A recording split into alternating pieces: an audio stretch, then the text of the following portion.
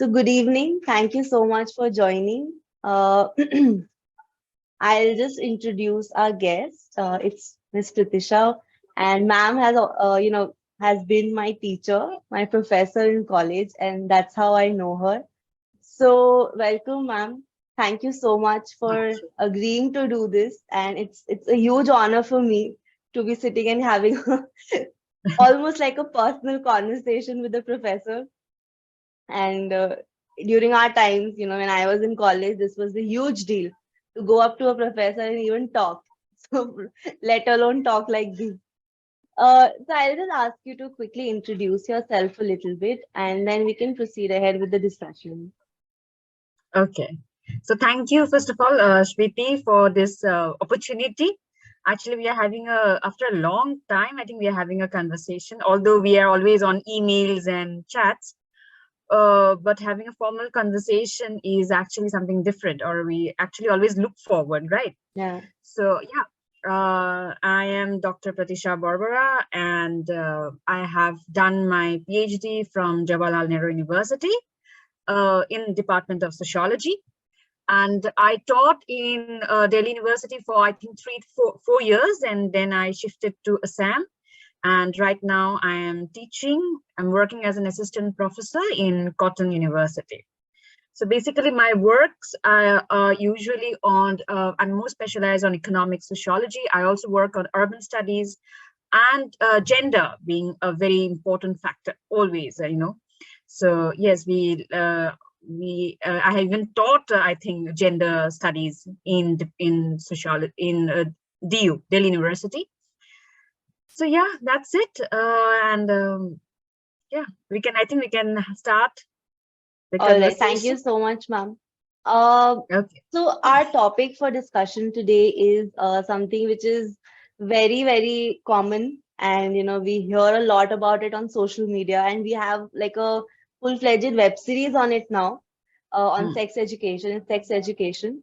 But why I chose this topic is because I felt that, even in our today's age, we do not talk about it in a way that, it brings out a very constructive, form of a change.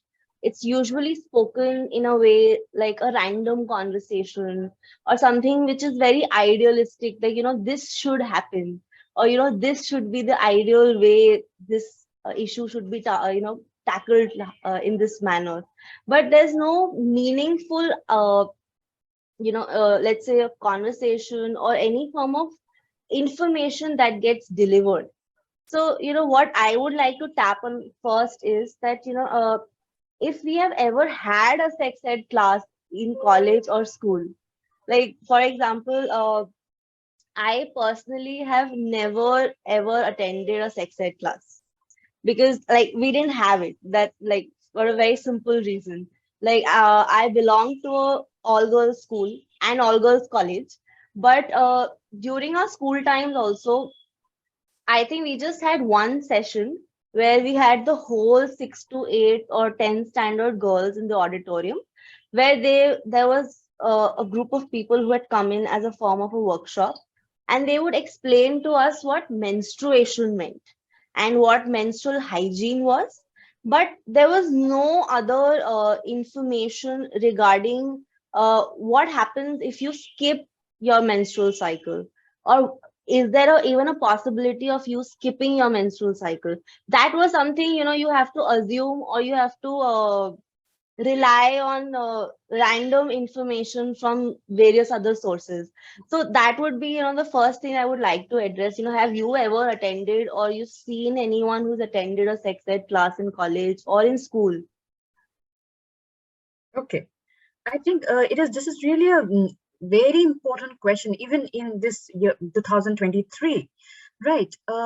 Sex itself is, this whole word sex itself is a taboo.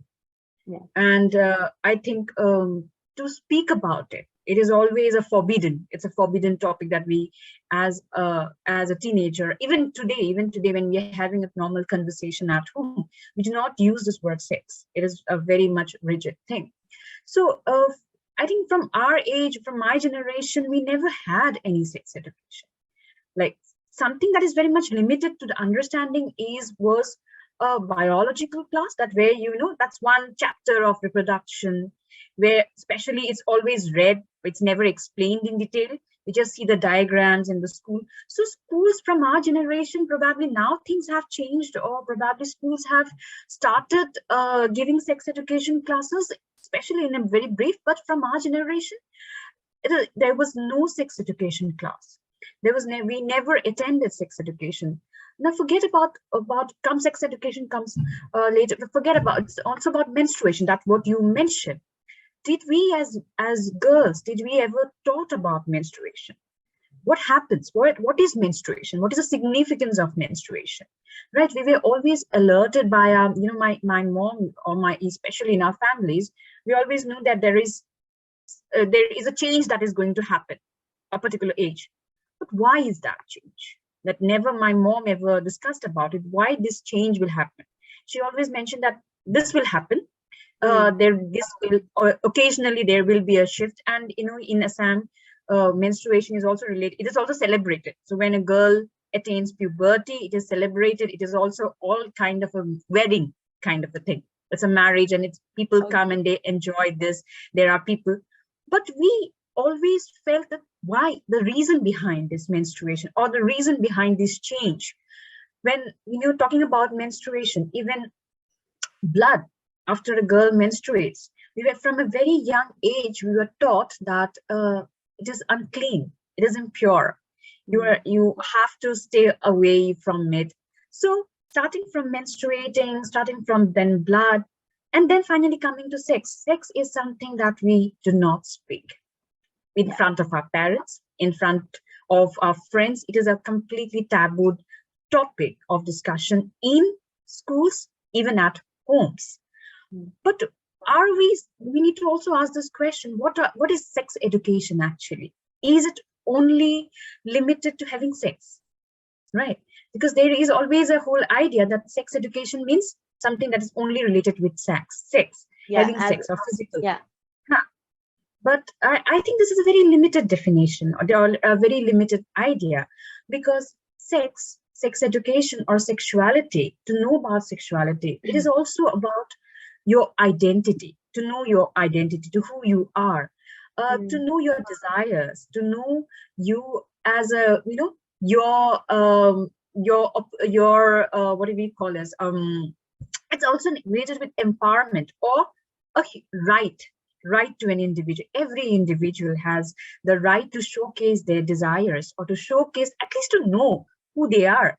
So for somehow in our schools, in our education system, or in our families, within our families, we have very much limited this whole definition, or this whole idea of the sex, or sex education is only physical, is only that physical thing. I think it's more of a it's like an image that has been set by our ancestors probably, and that is being passed on from generation to generation, that you cannot move beyond that one thought, that what you are talking about, that you are always thinking about it as just an act, like, okay, this is what sex is, and you can't move beyond it.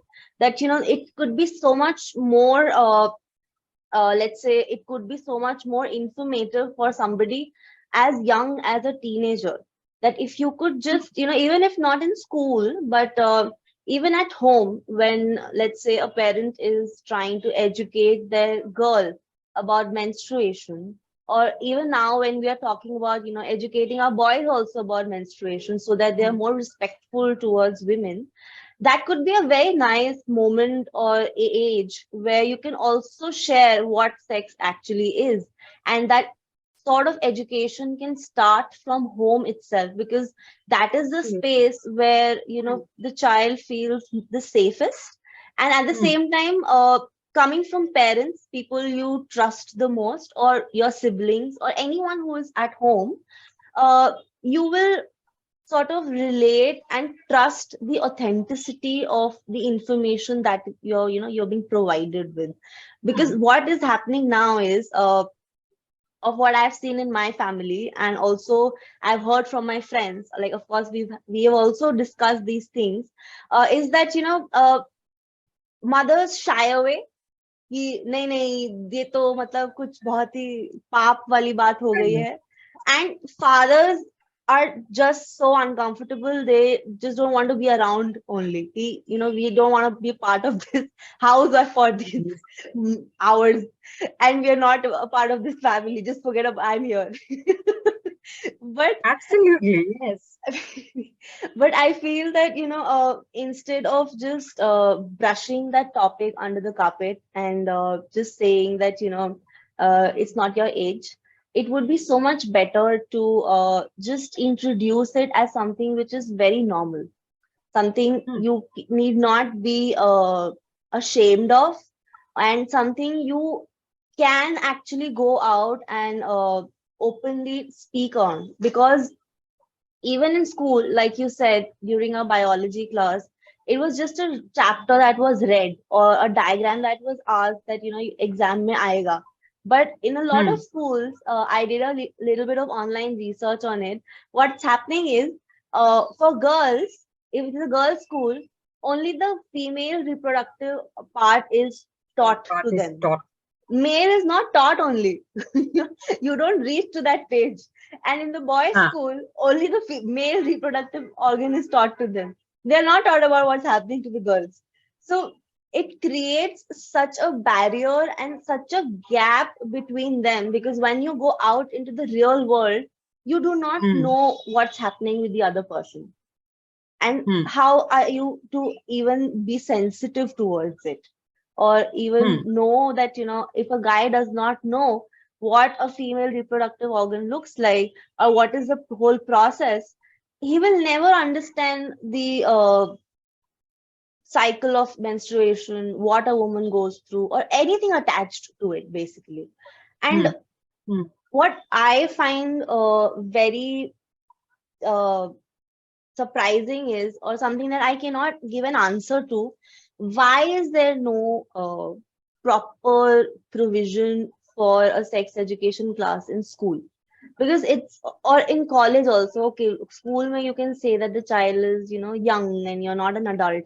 But in college, when you are having let's say a class or a workshop for life skills, you're having workshops for public speaking, and so many things happen in a college environment. But this is probably one of those things that no that's just not there. And Mm. it's a very unrecognizable element that is missing from that environment. So that's what I Mm. feel, that why is it that we don't have it even today? Okay. For me, what I believe is that, this sex education should be provided in schools than in colleges. The reason behind is that, it is that particular age when you are in class 8, 9, 10, and 11, 12, that particular age Mm. when we grew that curiosity to know Yeah. what's happening. And by the time we reach college, we already knew, we already got the information. And especially when we are in the age of media, informations are just the Mm. click of a finger. So by that time, by the time we reach college, we already had information, whatever we want.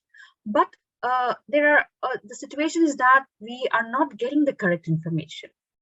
We are getting a lot of informations from media, from internet, but are we really getting the correct one information? Because when we are in school, the very first thing as a teenage or as a growing up child want to know is explore their bodies. Mm. And so we see different things change, different changes in our bodies, and it makes us curious. What is happening to me? Is it happening to someone else also? Yeah. Or what is happening to me as a girl? Is it also happening to a boy? What are the changes that a boy faces might be different, is different from whatever changes that a girl happens. So they want to know about this, explore about this whole idea of changes. But as we grow up, we are always taught, especially when we talk about girls, we are taught to, to not, to love, not to love our bodies. There are many times, many incidences when it happens that we have an image of a particular body that we see in movies or someone else, and then we show that I want to be like her or I want to be like them.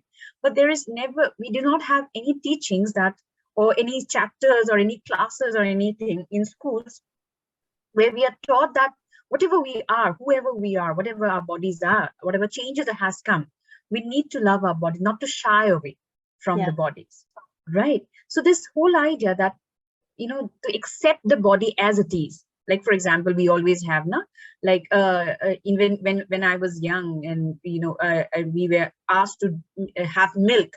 So milk was very much related with fair skin. So if you go and have tea, it'll be like, oh no, you can't have tea because it will make you darker. So how there's a whole idea that if you drink milk regularly, you'll become fair. That was the whole, you know, teaching. We were socialized in that way.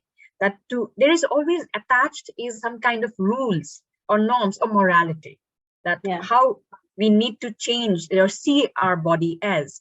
So to be thin, like, no, I don't want to eat potatoes because potato is round. So if I eat potatoes, I'll be like, I'll also be round. So that kind of a thing that we have internalized, and we somehow shy away from our own bodies. This is the first step where we start thinking that my body is not perfect. Okay, or maybe I want my body to be someone's like else's that we see in movies or others, you know. So whether my hair is different, I'm not tall, I'm not thin, or I'm not fat, all these things are different. So the very first thing I believe that when you're talking about sex or sex education, we also need to talk about all these dilemmas that a child faces. And this is the first, that is the reason why I'm saying that sex education should be in schools. Okay, and it is not just about talking about sex. It is also about talking about this whole idea of what is a body or the bodily changes. And I think for even the teachers, actually, the schools not only should have workshops on sex education for children, even teachers, right? Even parents need to know how to teach, how to introduce it. Absolutely, how to introduce them. Because even teachers, when we have seen, when in biology classes, even teachers were very much not comfortable when teaching biology or biological organisms and reproductive organs. And so what they do is they just keep away, or they will just say, this is the important points, this is important for your examinations. So that was the whole trend. Probably, I don't know much about what is the changes that is happening right now in schools. I think you might have, if you have done any kind of research, probably you might know.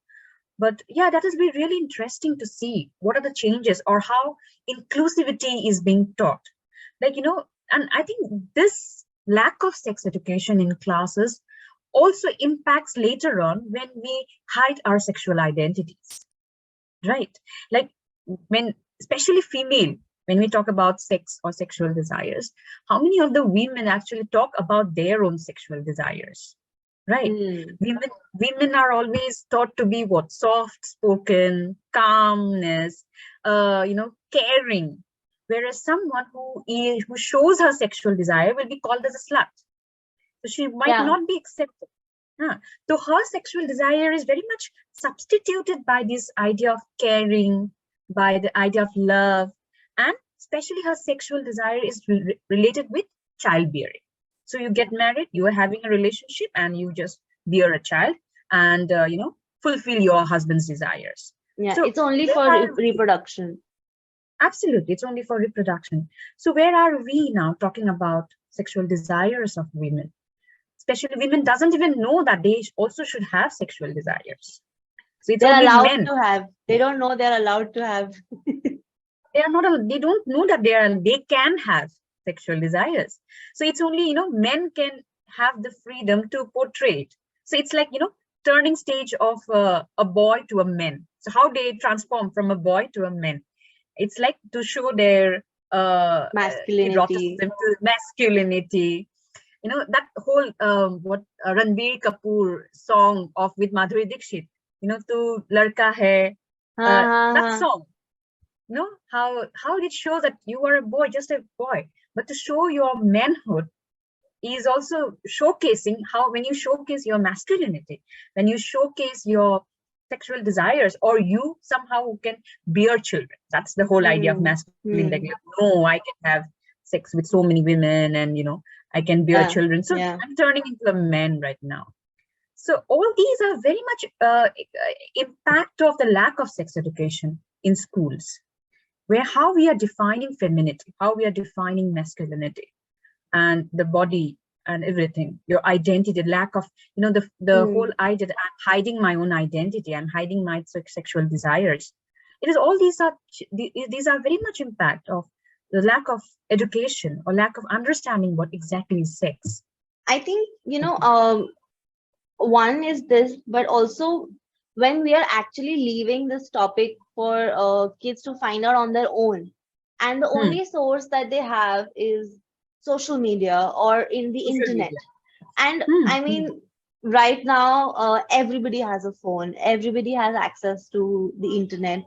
And it's not like 10 years ago where you have to go to a cyber cafe or some other Hmm. place. Hmm. You don't give your kid the phone, or try to keep a surveillance as to what they are watching online.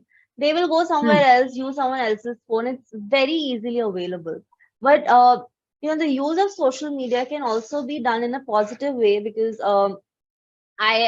like about 2 years ago, maybe, I saw this short series on YouTube called Pappu and Papa, something. I think it's that Yeah. only, Yeah. Yeah. where Yes. the father, on I think over 4 or 5 episodes, he Episodes. explains to Yeah. his 6, 7-year-old son Hmm. what is sex, what is a condom, what Menstruation. is What is a condom? menstruation, Yeah. what is a homosexual person, who are homosexuals, what are Absolutely. different Yeah. sexualities. And Hmm. basically, he also explained that sex can also be for, not just reproduction. It's Hmm. not Hmm. necessary that, you always have sex only for reproduction. And it's a very, very beautifully, you know, created series, where Absolutely. Yes. they have explained it in a way that a small child can understand. And that Hmm. can be something like, Yeah. like that can be such a beautiful way of copy. Let's say we can copy it and, use it in the way that we Hmm. introduce it to the younger generation in schools or in college. Like, parents can also use it in that sense. Like, it does not always have to be an awkward conversation. You Hmm. can use different analogies or different examples to explain it to the child, so that, it's not something that scares him away, but at the same Hmm. time he's not so unaware that when you move out of your school environment, or when you let's say hear it from somewhere else, you Hmm. perceive it in the wrong sense. Because Absolutely. that's also what happens. And I like to proceed towards that in the next part of the video, where Okay. I think I'll touch upon that topic in the next part.